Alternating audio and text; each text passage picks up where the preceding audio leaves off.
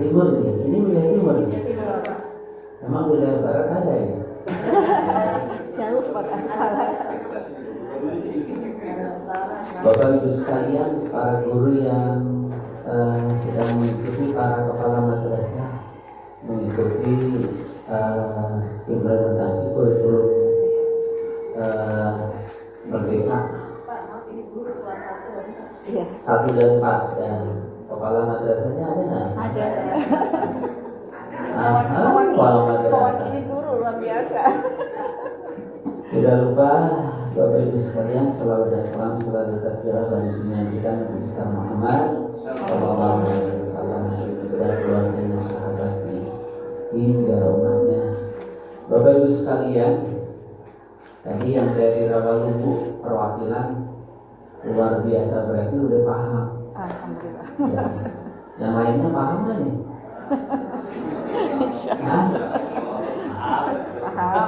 Jadi kalau tidak membaca sudah bisa sudah diimplementasikan di masing-masing madrasah, itu semuanya akan hafal, ya. Dan jangan pernah takut mencoba apa yang menjadi hal yang baru di sini. Kurikulum Merdeka sebetulnya sudah lama, cuma harus diterapkan di Kementerian Agama. Bukan hal yang baru, ya. Cuma bagi madrasah ini ada hal yang baru, tetapi juga harus kita upayakan untuk bersama-sama bisa diimplementasikan. Yang kedua, ini para guru luar biasa, di depannya laptop masing-masing. Laptop sendiri, laptop pinjam, laptop jangan ketawa, aduh.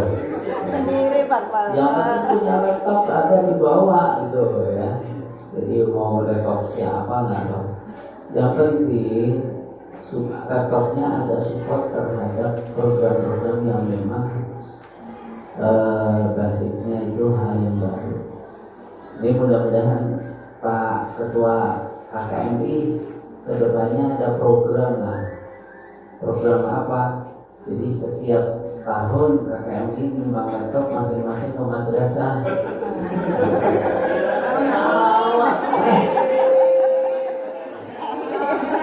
Ya, kudu bisa lah. Satu-satu jumlahnya 100 berapa? 36 berapa tahun? 136 tahun nggak apa-apa. Udah niat baik. Itu udah hal yang niat baik. Setahun satu. Yang penting apa? Yang penting Bapak Ibu sekalian adalah motivasi untuk bisa menyukseskan adanya kurikulum. Kalau kurikulum Merdeka, Bapak Ibu sekalian, bisa diterapkan di madrasah Bapak Ibu sekalian, diterimanya dengan senang, ya, dengan senang, itu pasti bisa. Betul Pak, sabar ya. Kalau diterimanya dengan berat hati, itu rasanya untuk diimplementasikan itu juga berat. Semua kalau tidak dicoba itu semua akan berat. Dan wilayah timur, wilayah barat ada mengadakan begini nggak nih? Belum. Utara sudah, selatan sudah, Medan sudah, wilayah timur, kemudian Medan Satria sudah. Mungkin sudah barat tapi kita belum mendengar. Oh gitu ya. Kenapa hal yang begini? Bagi Bapak Ibu sekalian, guru kelas 1 dan 4, betul nggak? Jadi juga ada ibu kepala madrasah juga ada. Ini membuat kelas 1 kan masuk pertama, betul nggak? Dari tingkat anak-anak mau masuk ke dasar, itu memang tugas sangat berat, betul nggak? Sebenarnya paling berat adalah kelas 1 dan kelas 6. Kelas 1 harus mencetak karakter anak-anak itu, harus mulai bisa membiasakan untuk bisa membaca. Kalau sudah membaca, semuanya akan bisa. Coba bayangin, siapa yang guru kelas 1? Mana? Ayo. Terima kasih. Guru kelas 1 adalah fondasi di madrasah. Kenapa guru kelas 1 jadi fondasi? Karena guru akan dituntut untuk sabar. Bukan tak sabar ya. Coba datang-datang dia siswa ada yang bacanya belum lancar, tiba-tiba harus berhadapan dengan Bapak Ibu sekalian. Kalau tidak punya sabar, itu hal yang luar biasa. Untung aja ada Pak Sabar, jadi bersabar semuanya. Terus yang kedua, guru kelas 1 memang kelihatannya mudah, tapi untuk melaksanakan sangat berat. Ini mudah-mudahan para guru kelas 1, kalau di akhirnya guru kelas 1, satu kelas 2. Coba kalau di madrasah Bapak Ibu sekalian, guru kelas 1 rata-rata ada 1. Kalau di sini ada 2, jadi ada yang bisa mengawasi dari belakang, ada yang dari depan. Kedepannya mudah-mudahan Bapak Ibu sekalian, saya tidak mengesampingkan sempat ya. Tetapi memang guru kelas 1 ya pahlawannya madrasah ya. Nanti tinggal kelas 6. Kalau kelas 6 itu memang mencetak anak-anak bisa menjadi mau kemana itu harus dicetak di kelas 6 ya. Kalau antara kelas 2, 3 sampai 5 memang itu beradaptasi dengan pelajaran-pelajaran yang tidak mungkin nanti akan diulang ke kelas 6. Bapak Ibu sekalian, saya harapkan Bapak Ibu sekalian jangan berhenti sampai di sini. Ya, belajar itu tidak berhenti sampai sini. Dan saya berharap narasumber Bu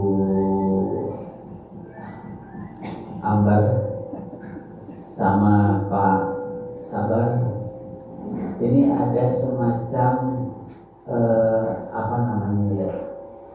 grup kaitannya dengan program implementasi kurikulum Merdeka ini. Kenapa? Ya semoga aja lah setiap angkatan yang begini membentuk grup. Kenapa? Kalau ada yang ditanyakan mudah. Kalau Bapak Ibu sekalian, kalau bertanya pada sumbernya lebih mudah atau lebih susah? Mudah kan? Jadi mudah.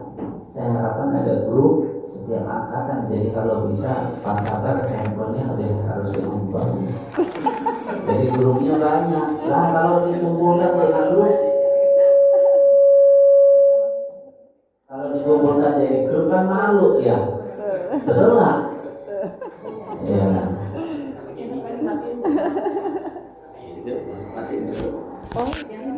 Oh iya, baik. Ya, yang satu kalau hanya grup ini saja mau bertanya juga enak. Tetapi kalau ada orang lain mau bertanya, grup yang bukan biasa, itu malu nggak? Malu nggak kalau bertanya? Sesat di jalan. Makanya Pak Sabar sama Pak Sabar sama Ibu sama Bu Yuwan biasanya ini memang harus banyak grupnya, WA-nya, HP-nya juga harus support. Jadi ya wajar lah.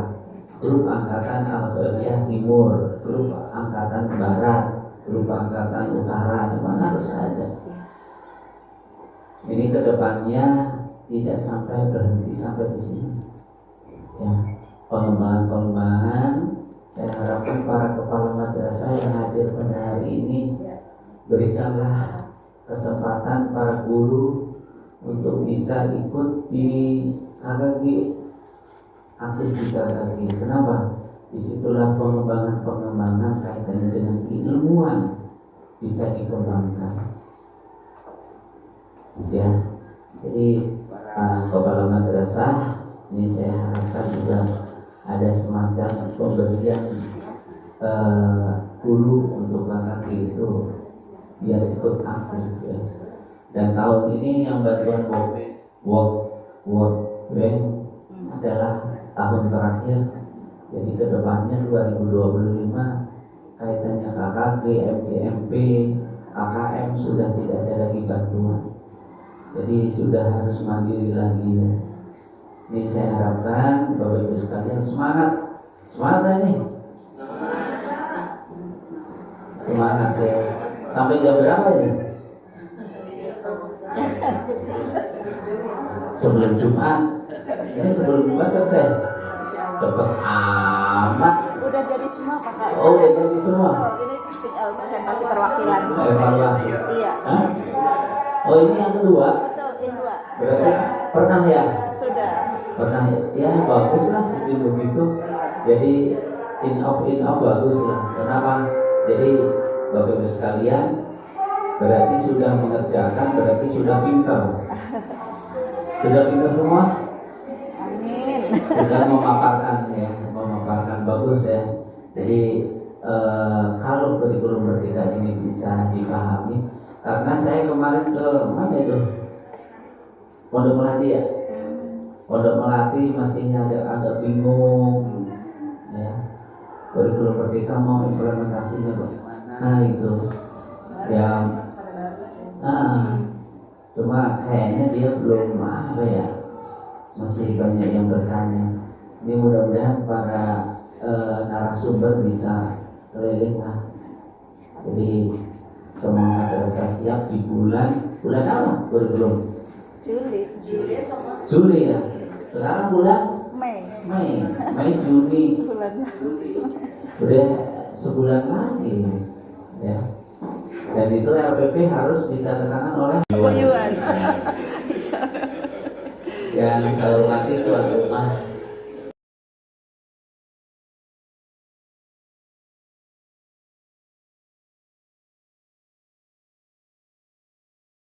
Dan KD dilebur jadi apa?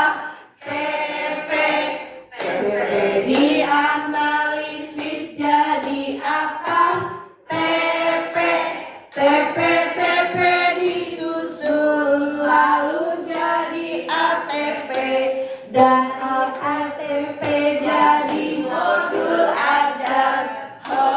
Yang sayuran atau mencuci ya, atau motong-motong ya nanti.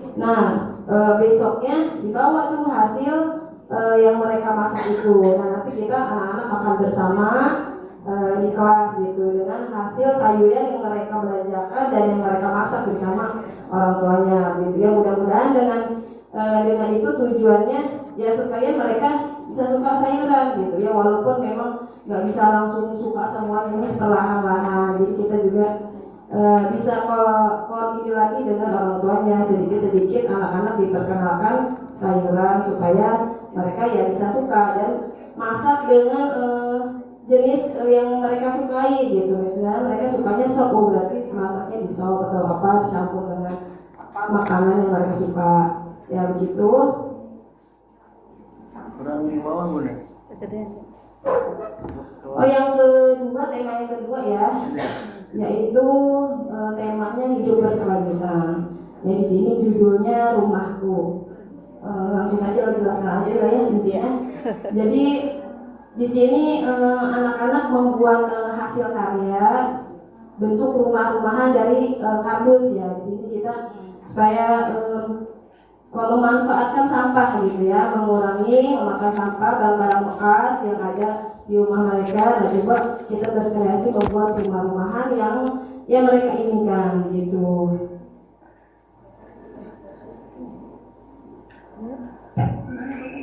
Ya, sudah? Oh gitu ya. Oke. Ya, silakan ditutup. Kalau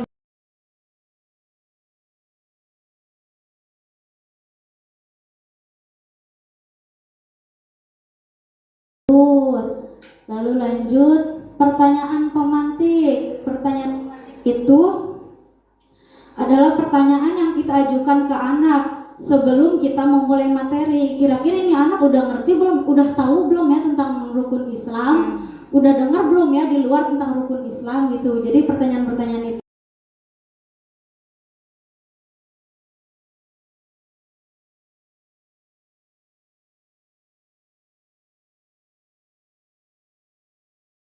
guru memberi pertanyaan kepada siswa yang pertama, apa yang kamu ketahui tentang rukun Islam? Yang kedua, ada berapa macam rukun Islam? Yang ketiga, sebutkan macam-macam rukun Islam.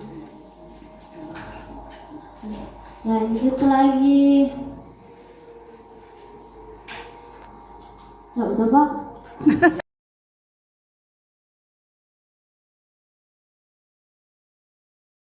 Dari bilangan, aljabar, pengukuran, dan geometri.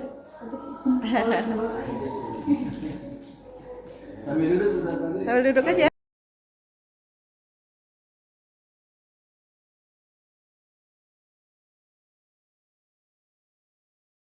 Ustaz Fajri menyusun Tadi yang saya dilihat sama Pak Sabar bilang ini masih kurang di materi karena tujuan pembelajaran itu harus berisi tentang kompetensi dan materi atau konten. Berarti saya masih kurang satu kolom lagi, tapi insya Allah kedepannya kita bisa. Iya, sambil disempurnakan. Kompetensi capaian pembelajaran peserta didik dapat menunjukkan pemahaman dan intuisi bilangan pada bilangan cacat sampai 100, membaca, menulis, menentukan nilai. Itu sudah ada di CP ya.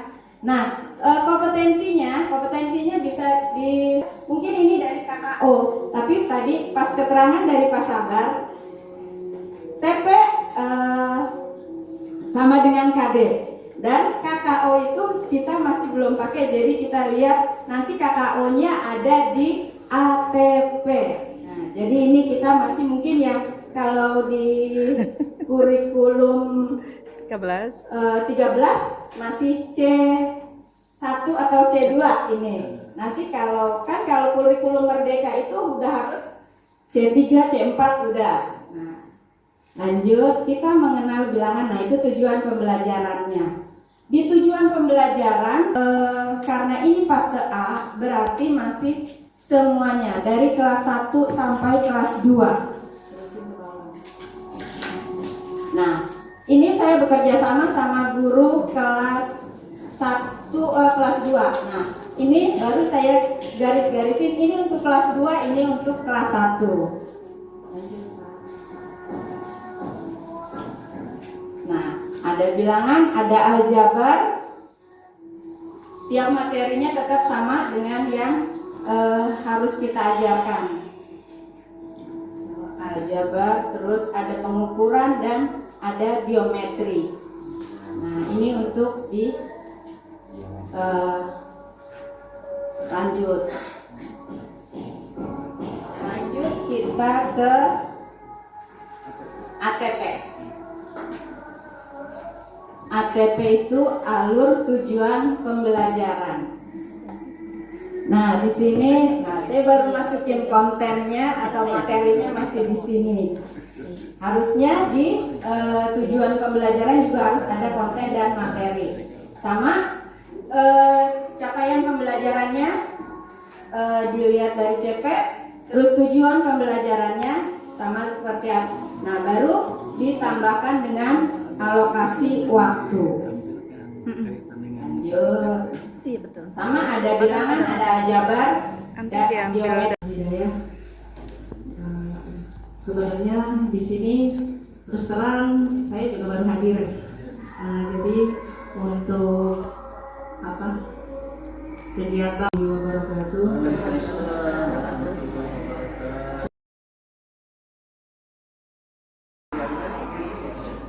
Tahu alhamdulillah. Yang belum tahu ya saya mengalokasikan waktu.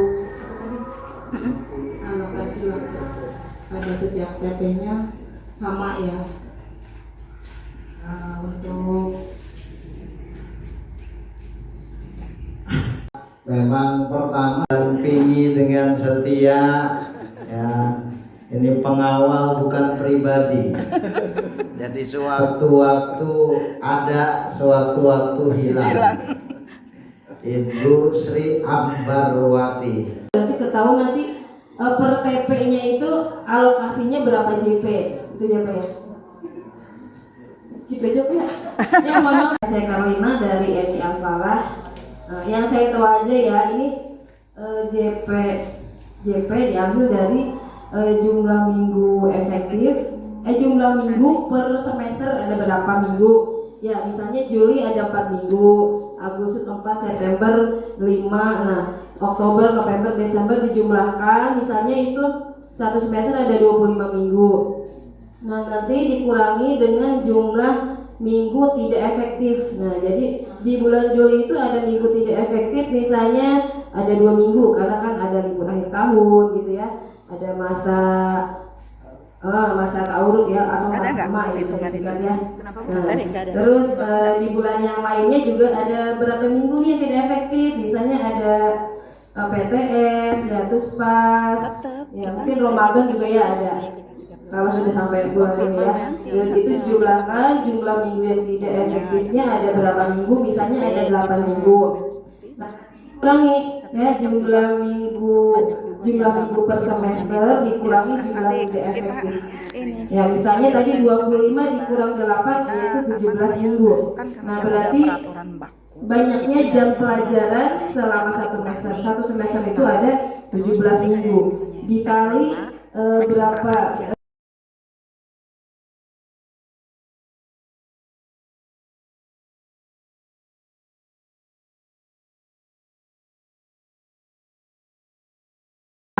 dan berakhlak mulia, berkebinekaan global, gotong royong mandiri, kreatif dan bernalar kritis.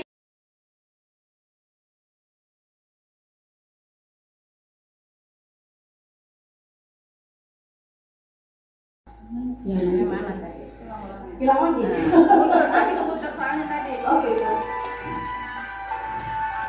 Ayo. Terus ini. Gerakannya Bu. Beriman dan bertakwa pada Tuhan Yang Esa. Bila beriman dan bertakwa pada Tuhan Yang Esa dan berakhlak mulia, berkebinekaan global, gotong royong mandiri, kreatif dan bernalar kritis. Oke, terima kasih. Dan bertakwa pada Tuhan Yang Esa. Belajar Pancasila, beriman dan bertakwa pada Tuhan Yang Esa dan berakhlak mulia, berkebinekaan